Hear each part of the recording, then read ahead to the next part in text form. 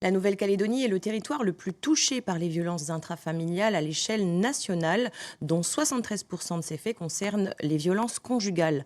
Un triste record qu'elle détient depuis plusieurs années déjà. Mais alors on peut se demander quel est le rôle de la justice, comment répond-elle face à ces violences? Ça vous parle? Bonsoir et bienvenue. En Nouvelle-Calédonie, les violences conjugales, intrafamiliales et sexuelles continuent de briser des vies. Malgré l'existence de dispositifs d'accueil et d'accompagnement, les obstacles restent nombreux pour les victimes. Face à ces défis, quel rôle joue la justice et quelle protection offre-t-elle aux victimes pour se défendre et se reconstruire? Pour en parler, je reçois ce soir Karine Destour, coordinatrice et juriste du dispositif d'accueil des victimes au CHT. Vous nous détaillerez comment votre dispositif accompagne concrètement les victimes de violences et comment cela peut mener à engager des procédures judiciaires.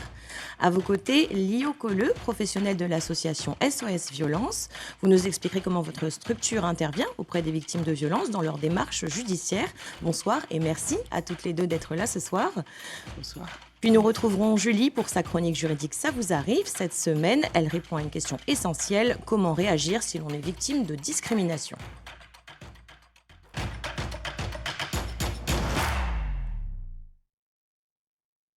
Karine Destour, en tant que coordinatrice et juriste du dispositif d'accueil des victimes, est-ce que vous pouvez nous expliquer comment la justice qualifie les violences en Nouvelle-Calédonie?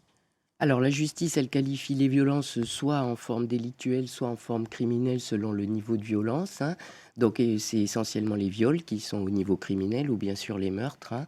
Et ensuite, pour tout ce qui sont les coups et blessures, les atteintes sexuelles autres que le viol, ça va être plutôt de nature délictuelle, Délit donc le tribunal correctionnel et la cour d'assises pour les viols et les meurtres. pour les crimes. Liés au Colleux, vous qui intervenez au tribunal avec l'association, est-ce que vous pouvez nous donner une idée du nombre d'affaires de violence qui sont traitées en Calédonie par rapport au nombre total d'affaires jugées?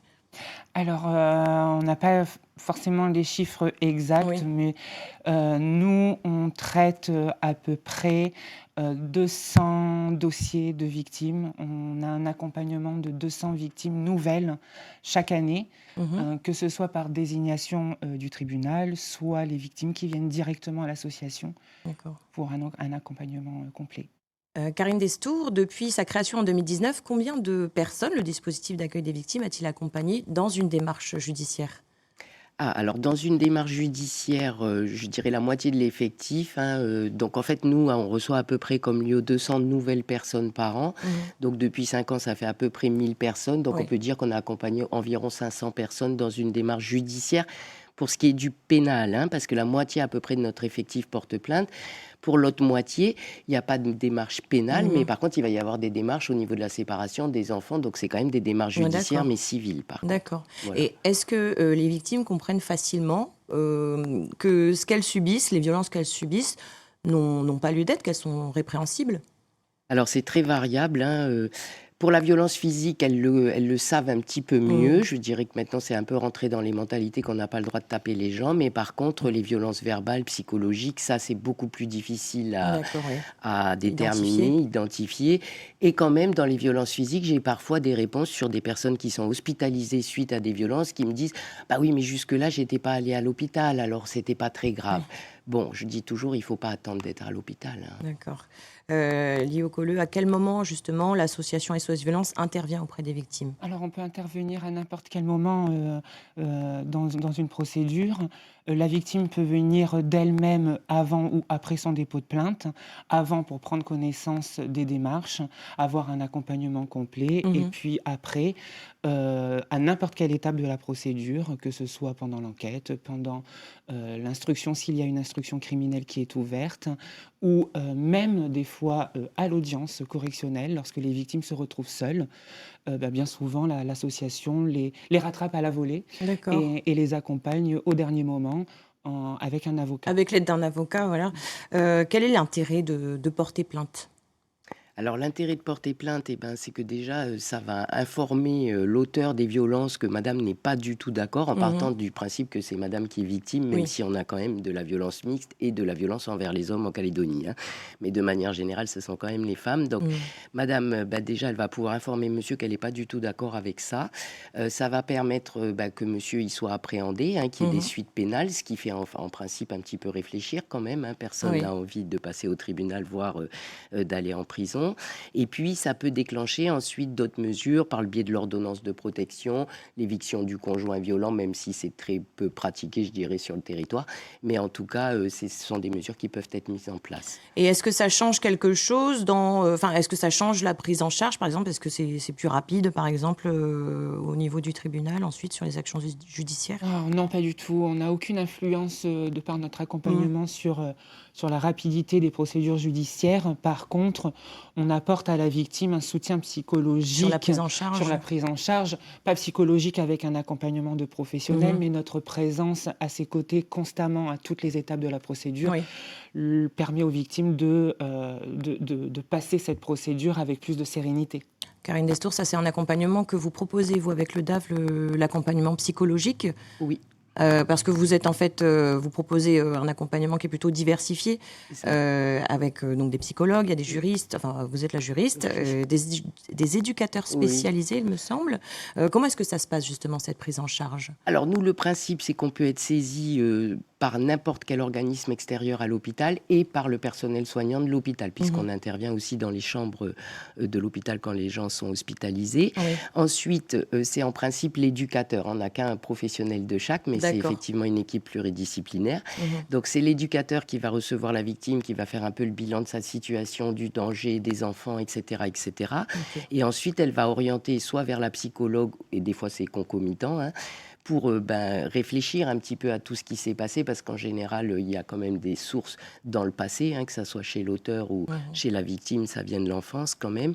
Et puis aussi les mises en protection, enfin, etc. Et orienter aussi vers moi, donc la juriste, hein, pour tout ce qui est l'accompagnement, que ça soit au pénal ou au niveau du civil, parce que comme je vous disais, on l'oublie un petit peu, mais souvent il y a des séparations, des divorces, des dissolutions coutumières du mariage, des enfants, donc tout ça, il faut s'en occuper, sinon de nouveaux conflits vont ressurgir en fait, hein. Et comment ça se passe justement pour les victimes qui sont de statut civil coutumier? Est-ce qu'il y a des dispositions qui sont différentes par rapport à une victime qui est Oui. de statut de droit commun? Oui, alors au pénal, pas tant que ça. Lio, je vais lui laisser la parole là-dessus. Elle va parler des assesseurs coutumiers au pénal. Mais en tout cas, pour ce qui est du civil, effectivement, là, il y a des démarches très claires et très différentes, hein, notamment la dissolution coutumière du mariage, où là, on passe par les chefs de clan, par les autorités de la direction des affaires coutumières, hein, D'accord. les officiers publics coutumiers. Et ensuite, si ça ne marche pas au niveau du coutumier, puisque parfois on refuse au niveau coutumier les Ah oui? dissolutions coutumières, oui, parce qu'au-delà des gens, ce sont les clans, hein, qui sont unis, donc D'accord. voilà, on ne peut pas forcément désunir les clans.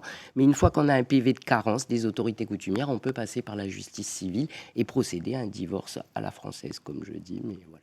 Et concrètement, au tribunal, comment ça se passe dans ce cas Alors, de figure? pour les affaires pénales, au tribunal, il n'y a pas d'assesseur coutumier. Enfin, il peut y avoir un assesseur coutumier qui va siéger en tant qu'assesseur civil, mais la coutume n'interviendra pas dans la décision pénale. D'accord. Par contre, l'assesseur coutumier, lui, intervient dans les ordonnances d'assistance éducative pour les mineurs de statut coutumier.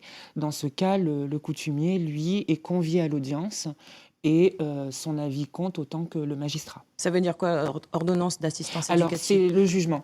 D'accord. C'est l'audience de jugement qui donne lieu à une ordonnance. D'accord. Et est-ce qu'en parallèle, l'association travaille peut-être avec les assesseurs, avec les coutumiers? Tout à fait. pour- En fait, nous sommes convoqués à toutes les audiences d'assistance éducative D'accord. en qualité d'administrateur ad hoc, puisqu'on intervient autant sur le volet pénal que sur le volet civil dans le cadre des assistances éducatives. Le juge pour enfants nous demande de lui rendre compte ou rapport de la situation au niveau pénal. Ok. Donc on intervient aussi dans le cadre d'assistance éducative. Est-ce que l'association SOS Violence se constitue partie civile auprès des victimes qu'elle accompagne? Qu'est-ce que ça veut dire et à quoi ça sert concrètement? Alors, on se constitue partie civile aux côtés des victimes. Ça veut dire qu'on devient partie prenante dans l'affaire qui les concerne, ce qui nous donne droit à demander une réparation de 1 franc symbolique pour l'objet de l'association qu'on défend. D'accord. Mais ça permet aussi, surtout à la victime, de ne pas être seule dans sa procédure pénale et surtout à l'audience. Donc, C'est ce qu'on appelle des dommages et intérêts, c'est ça? voilà, nous demandons des dommages et intérêts. Le fait que l'association se constitue partie civile, elle fournit un avocat spécialisé à la victime D'accord. qui, lui, va recevoir ses avocats, pour l'instant, elles vont recevoir les victimes Mhm. et en étudiant le dossier, vont demander une indemnité en réparation du préjudice subi. D'accord. Karine Destour, le DAV, comme on dit, un Mhm. dispositif d'aide aux victimes, est basé au Medipôle. Oui. Est-ce que ça veut dire que les victimes que vous recevez ont déjà subi des violences très graves? Ben oui, une partie en tout cas, Mhm. puisque les orientations qui viennent du Medipôle, c'est environ 50% du chiffre du DAF, donc environ 100 personnes par an. D'accord. Donc effectivement, quand on est hospitalisé suite à des violences, il y a des blessures extrêmement graves Mhm. et avec du coup des dommages et intérêts très importants et souvent sur plusieurs années. Cette nuit, là, j'ai reçu le mail d'un avocat qui était ici, qui est parti en métropole et qui suit une affaire depuis 2020 d'une jeune femme qui avait été tapée au front à coups de bénitier quand même.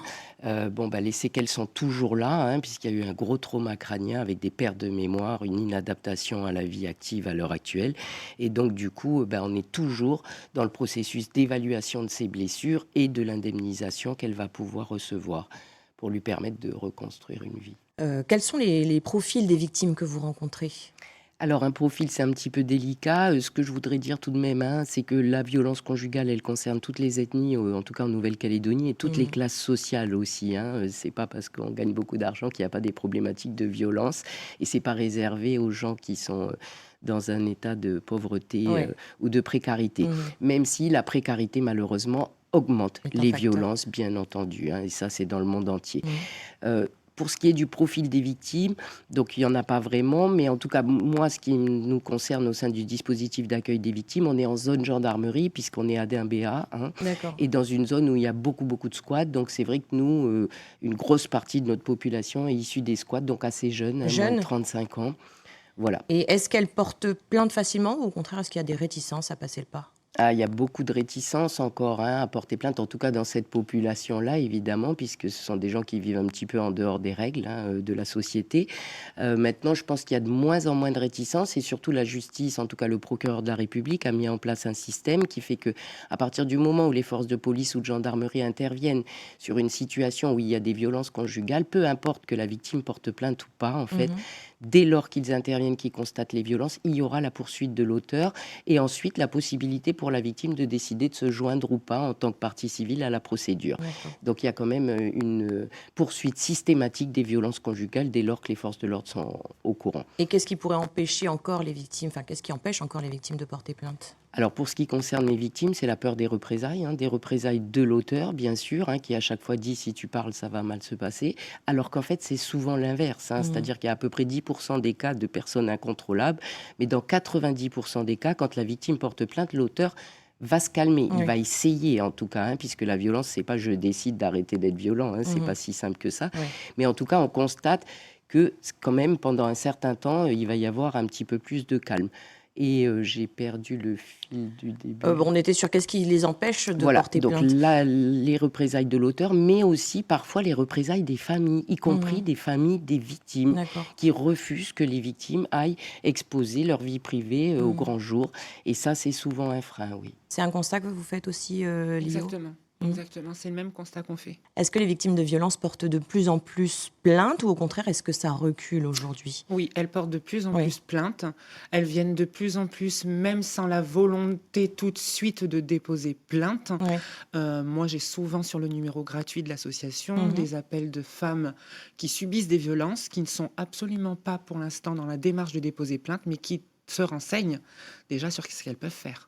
Et est-ce que les délais du traitement judiciaire pourraient expliquer aussi une petite réticence éventuellement à porter plainte ou pas? Pas Pas vraiment, forcément. parce que quand elles y vont, elles ne sont pas au courant du D'accord. délai. C'est souvent ce qu'elles entendent, Mhm. mais elles ne sont pas informées du délai. D'accord. Il y a des procédures qui peuvent être audiencées très vite en comparution immédiate, Mhm. si le procureur a assez d'éléments pour audiencer. Et le fait de ne pas porter plainte, est-ce que ça peut avoir des conséquences sur la sécurité de la victime? Bah, tout à fait. Mhm. Ça peut avoir des conséquences sur sa sécurité, la sécurité des enfants, puisque dans beaucoup de cas de violence conjugale, on parle aussi de violence intrafamiliale, Mhm. où les enfants sont aussi victimes ou témoins de violences, Mhm. donc considérés comme victimes aux yeux de la justice. Donc oui, il faut se protéger. Le dispositif d'accueil des victimes et SOS Violence sont à vocation territoriale, mais vous êtes basé en province sud. Est-ce que l'isolement géographique peut aussi être un frein éventuellement aux protections des victimes? Ah bah oui, hein, il est Mmh. certain que l'essentiel des structures d'accueil, de prise en charge et cetera sont en province Mmh. sud. Donc, il existe une structure en province nord, hein, qui est le CAFED à Vaud, mais c'est un peu plus délicat dans les îles, même s'il y a aussi la DACAS, hein, qui fait sa part. Mais c'est sûr que l'essentiel des structures sont en province sud. Donc, pour certaines victimes, c'est difficile de se déplacer. Et comment est-ce qu'on pourrait y remédier, selon vous? Bah, il faudrait dupliquer nos structures, dans le nord et dans les îles. Mmh. Exactement. Oui. La crise économique et sociale que traverse actuellement le pays n'épargne personne. Quel impact est-ce qu'elle aura, selon vous, sur l'évolution des violences? Alors moi, ce qui m'inquiète un petit peu, c'est que la plupart des mesures restrictives qui ont été adoptées suite à la crise interviennent en matière scolaire, hein, Mmh. avec la suspension des transports, la suspension des bourses quand on n'a pas 10 ans de résidence, la suspension d'autres types d'aides. Et ça m'inquiète un petit peu parce que la précarité, l'ignorance, hein, renforce les violences partout dans le monde. C'est vraiment Mmh. unanime.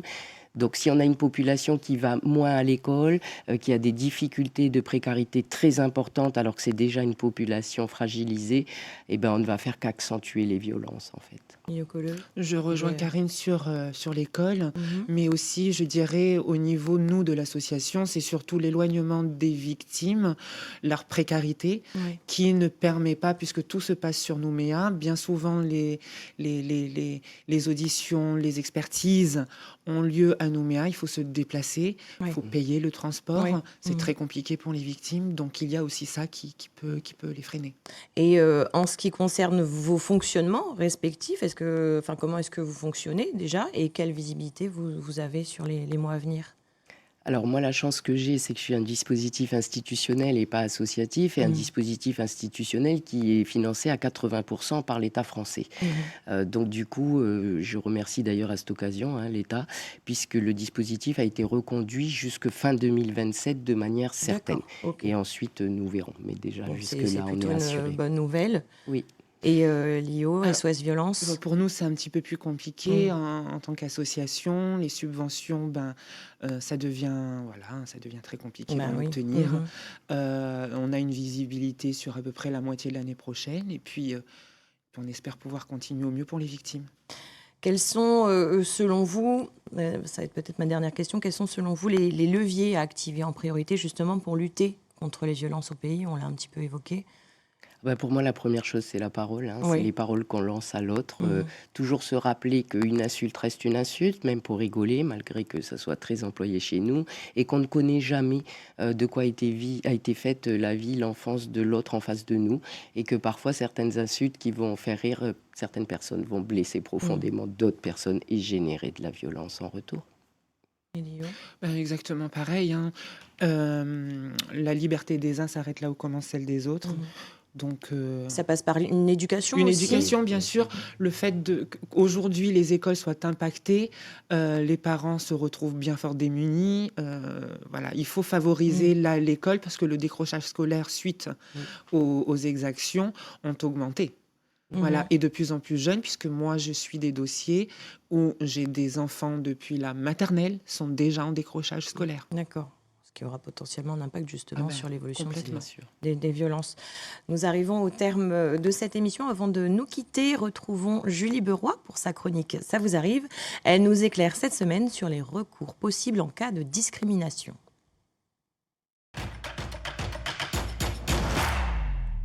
Ça vous arrive d'avoir été victime d'une discrimination. La discrimination est une infraction. C'est une différence de traitement interdite par la loi lorsque deux éléments cumulatifs sont réunis. Le traitement défavorable est fondé sur un des 25 critères définis par la loi ou par les conventions internationales, origine, handicap, sexe, religion, etc. et dans une situation visée par la loi, l'emploi, l'éducation, le logement, l'accès aux biens ou aux services publics ou privés. Elle peut être commise par un particulier ou par un agent dépositaire de l'autorité publique ou une personne chargée d'une mission de service public. Si vous êtes victime d'une discrimination, vous avez plusieurs possibilités pour les dénoncer. C'est votre choix et votre pouvoir d'utiliser une ou plusieurs de ces procédures. Vous pouvez déposer plainte. Vous pouvez engager la responsabilité de l'auteur des faits devant le tribunal compétent. Par exemple, si vous subissez une discrimination au travail, vous pouvez saisir le tribunal du travail. Cette procédure est différente de celle de la plainte. Et enfin, vous pouvez saisir le défenseur des droits, qui est une autorité administrative indépendante.